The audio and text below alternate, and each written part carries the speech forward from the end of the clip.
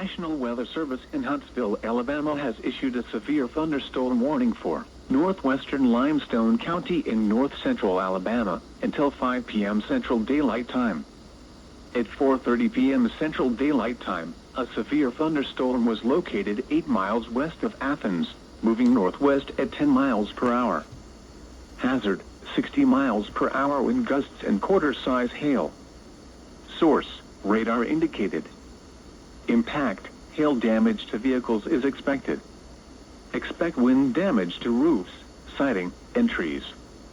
Locations impacted include Athens, Good Springs, Cartwright, Cairo, Mount Rosal, Legtown and Ripley. For your protection, move to an interior room on the lowest floor of a building.